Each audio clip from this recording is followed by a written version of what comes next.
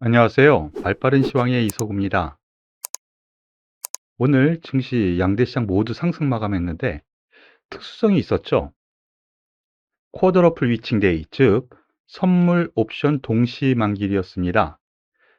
주린이 여러분들은 이 의미를 잘 모르실 텐데요. 선물과 옵션, 선물은 석 달에 한 번씩 만기일이 있고요. 옵션은 매달 만기가 있어요. 그러다 보니까 석 달에 한 번씩 동시 만기일이 있는데 이런 때 외국인과 기관이 선물 옵션에서 치열하게 싸웁니다. 오늘 동시 호가에서만 콜 옵션 같은 경우 7배가 넘는 큰 시세를 보여줬어요. 즉 동시 호가에서 조금 더 올라오면서 지금 종가상으로 놓고 보면은 3029포인트, 3030포인트 근처에서 마무리 지었고요. 코스닥 지수 같은 경우에는 좀 더 올랐습니다. 1.67% 상승하면서 완전히 1000포인트를 훌딱 넘어서는 그런 모습을 보여주면서 마감했는데요. 미국 증시 상승 마감했습니다. 그리고 중국 증시 역시 1% 넘는 상승세를 보이면서 우리나라에 훈기를 불어 넣어줬는데 이보다는 외국인 기관의 포지션, 즉 아래로 돈을 걷는 부분, 위로 도는 부분, 즉 포지션 싸움에서 콜 쪽, 상승 쪽에 돈을 걸었기 때문에 인위적인 상승이 어느 정도 있지 않았나라는 판단을 하셔도 될 것 같아요. 다만 중국 증시가 살아납니다. 그렇기 때문에 중국 관련 경기 민감주 단에 대한 기대는 여전히 해도 되겠다라는 부분으로 요약 정리 말씀을 드릴게요. 여기에 대해서 수급 부분 잠깐 보시면은요. 외국인이 선물에서 아주 강하게 매수를 합니다. 그리고 기관 같은 경우 금융 투자가 프로그램 매수를 중심으로 1조 가까이 매수를 하죠. 이거 어느 정도 매물화가 될 겁니다. 그래서 동시호가 끌어올린 부분이 내일은 어느 정도 매물이 나오면서 조정 가능성도 매물 소화 과정이 필요한 부분도 있으니까 이 부분 참고하시길 바랄게요. 그러면은 가장 궁금해하는 종목부터 하나씩 살펴보겠습니다. 역시 SK 하이닉스와 삼성전자인데요. SK 하이닉스 오늘 주도주였다라고 할 수가 있겠습니다. 액에 2.9% 올랐는데 무슨 주도주, 그렇게 생각하시면 안 되고요. 주도주는 시장, 즉 지수 방향을 결정하는, 지수를 끌고 가는 종목이라고 보시면 돼요. 역시 오늘 3% 가까운 상승을 보여주면서 지수를 끌고 가는 주도주 역할을 했다라고 볼 수가 있겠는데요. 내용을 보면 KB증권에서 애플 신고가, 미국에서 신고가를 보였죠. 또 그 결과는 삼성전자, 하이닉스 등이 결국에는 수혜를 입을 거다라는 내용이 나왔습니다. 역시 메모리, 반도체 쪽은요. IT, 전방산업, 애플 같은 전방산업이 제품을 만드는 회사들이 좋으면 당연히 좋아지겠죠. 실적이요. 그런 점으로 좀 봐야지 되는 것 같고요. 이 부분을 기술적 분석으로 보면은요. 어제 말씀을 드렸었죠. 이거 떨어지는 부분 오히려 매수다. 역시 주도주는 SK 하이닉스라는 걸 오늘 보여주었고요. 그러면서 지금 전 고점대로 계속 5일선 타고 가는 흐름입니다. 13만 원을 강하게 돌파할 것이냐? 이 부분은 나중 문제고요. 13만 원을 일단 보고 나서 그때 더 돌파를 해서 14만 원까지 갈지 15만 원을 갈지 그때 생각하자. 이렇게 말씀을 드릴게요. 그리고 삼성전자 한번 보시죠. 뭐 같은 맥락입니다. 그런데 여기에 특징적인 뉴스 한번 보시죠. 삼성전자의 지친 개미들 일주일 만에 2천만 주 넘게 팔았다. 과연 그러면 누가 사들였을까? 당연히 외국인 기관이 사들였겠죠. 특히나 외국인이 지속적인 매수가 들어오면서 개인의 물량을 빨아들였던 흐름이 나타났고요. 이러한 부분 주가에도 반영이 됩니다. 즉, 이 종목 역시 외국인 기관이, 특히 외국인이 주도 흐름이 나왔죠. 어제도 말씀드렸던 것처럼 저항대에서 딱 맞고 밀렸지만 5일선에서는 반등 줄 가능성, 그러면서 1차적으로 83,000원, 원래 78,000원이었죠. 그래 한 단계 레벨업 83,000원. 여기는 일단 보자. 이런 관점으로 접근하는 것을 권해드리겠습니다.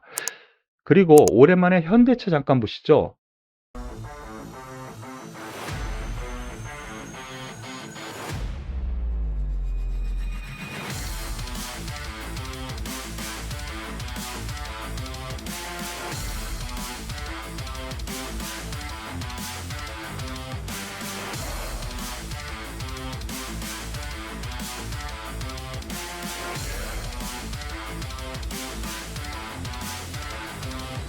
현대차도 관심주 상위로 올라왔는데요. 오늘 약보합 마감을 합니다. 근데 특별한 이렇게 주가에 반영이 되는 그런 뉴스는 없어요. 이제 오르나 했더니 2년 만에 강성노조 등장. 자동차 현대그룹에서는 이 노조가 상당히 좀 주가 입장에서는 골칫이라고 생각을 하시죠. 하지만 이 노조 때문에 현대중공업도 그렇고요. 노조 파업 이것 때문에 주가가 꺾이는 경우는 없어요. 이 부분은 제 경험상의 힌트니까요. 참고하시고요. 주가 흐름을 놓고 보시면은요. 못 오릅니다. 21만 원의 저항대에 와 있는데, 그런데 저는 사고 싶습니다. 다른 세계 유명 메이커, 자동차 메이커, 그리고 우리나라 다른 대기업에 비해서요. 워낙 저평가예요. 물론 여기에 부품 부족으로 인한 문제 있을 수 있고요. 다 있을 수 있지만 해결될 문제거든요. 그런 점에서 놓고 보면 오히려 긍정적으로 보시라, 이렇게 말씀을 드리겠습니다. 그리고 게임주에서 오늘 몇몇 종목이 강세를 보여서 그중에서도 펄어비스가 관심주 상위 종목으로 나왔는데요. 특별한 뉴스는 없었어요. 펄어비스, 한국관광공사와 MOU, 마우스 체결. 이거 근데 며칠 전에 나온 뉴스거든요. KK 확산, 펄어비스, 한국관광공사와 마우스. 이걸로 인해서 급등했다? 이건 말도 안 되는 거고요. 결국에는 메타버스 블록체인, 펄어비스, 바로 이 삼각관계입니다. 거기에 더불어서 중국의 개방, 그리고 파노 개방이 또 펄어비스는 파노를 얻었죠. 그런 점에서 가장 센 주가 흐름을 보여준 결과가 지금 나타나고 있어요. 1차적으로 급락을 했었습니다. 그렇죠? 급락을 했었어요. 여기까지. 그런데 딱 지지받을 자리에서 지지받는 흐름을 놓고 보면은요. 역시 대장주고, 관심을 기울일 거면 NC소프트나 이 펄어비스 중심으로 보시는 것이 맞지 않을까, 이런 생각을 말씀을 드리면서 게임주에 대한 부분은 좀 마무리를 짓도록 할게요. 그리고 오늘 특징 테마주들이 있었습니다. 종목별로 하나씩 살펴보면은요. CJ, CGV 급락 이후 오늘 5% 가까운 상승세를 보였고요. 그리고 하나투어 오늘 5% 가까운 상승세죠. 그리고 이런 여행주와 더불어서 카지노주, 파라다이스, 호텔신라, 면세점주 이렇게 상승한 것을 보면은 뭔가 이유가 있겠죠. 그렇습니다. 미국 상승의 최근 원동력은 오미크론 이 염려가 누그러졌다라는 부분이 있죠. 그런데 오미크론 백신에 대한 효과 기대감이 미국에서 또 뉴스화가 됐습니다. 화이자 그리고 바이오엔테크가 보도자를 통해서 자사 백신 부스터샷을 맞으면 예방 효과가 확실하게 나타나더라. 아침에 뉴스에 다 접하셨죠? 초기 2회 접종 이후 부스터샷을 한 번 더 맞으면 25배의 효과를 더 보여줄 수 있다. 이런 뉴스가 나오면서 그러면은 신약 새로 백신 맞을 것보다는 부스터샷을 한 번 더 맞는 게 맞겠구나. 그러면은 지금 맞고 있어서 부스터샷이 낮으면 오미크론 염려는 별로 없겠네 라는 의미의 상승세가 나온 것 같아요. 다만 코로나, 여러분, 코로나 오늘도 7,000명 넘었죠. 그 부담은 분명히 있어요. 그렇지만 결국에는 해결될 거다라는 기대감이 나온 것 같습니다. 그래서 한 종목씩 살펴보면은요. CJ, CGV가 상위 종목으로 올라왔는데 이거 한 달 내내 떨어졌어요. 하루도 안 빼고요. 거의. 그쵸? 그런데 바닥권에서 나타나는 이러한 현상이 나타났고요. 집계형이라고 하거든요. 그러면서 5일선을 타고 올라가는 상승세.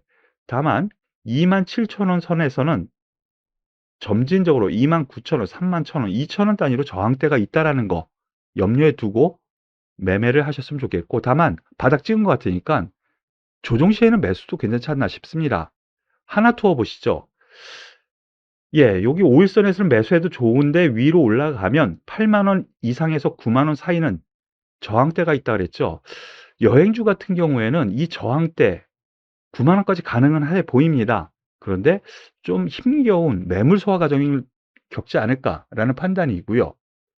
더불어서 파라다이스 한번 보시죠. 21선에 딱 맞고 최대 저항대에 있는 흐름이에요.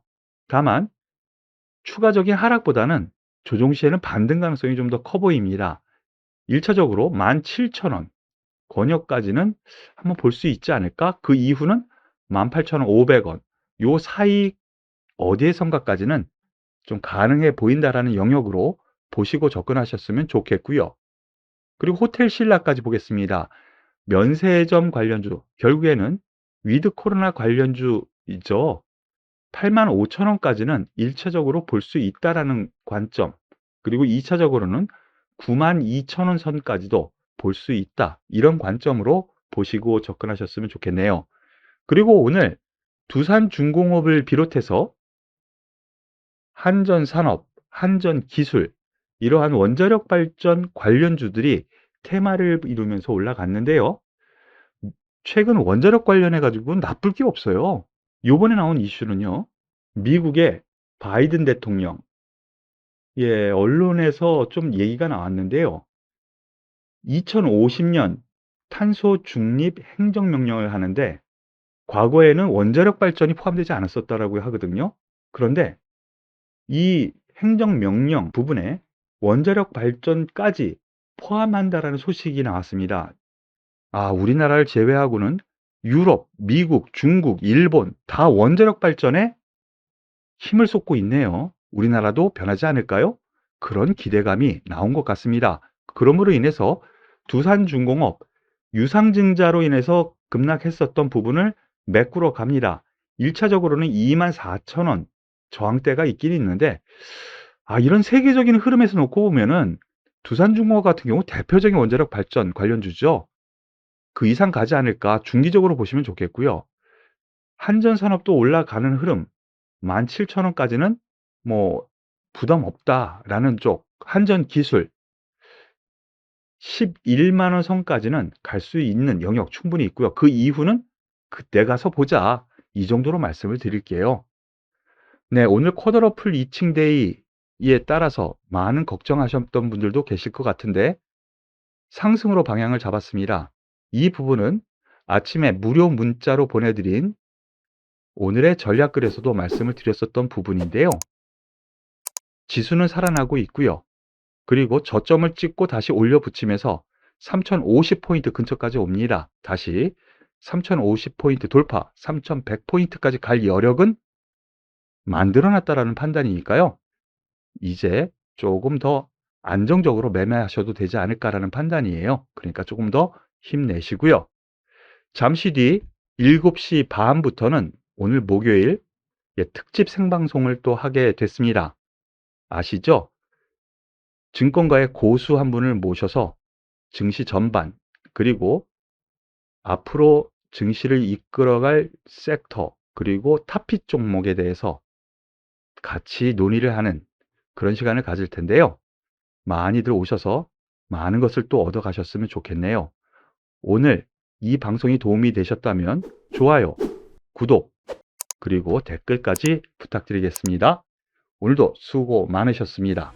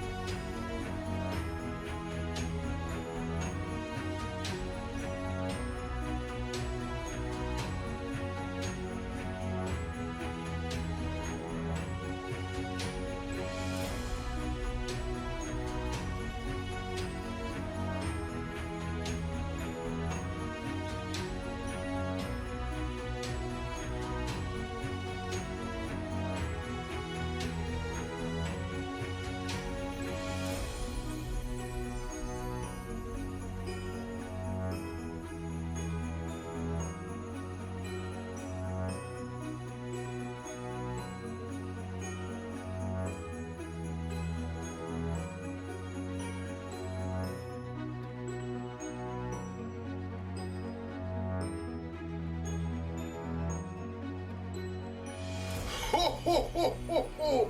Merry Christmas!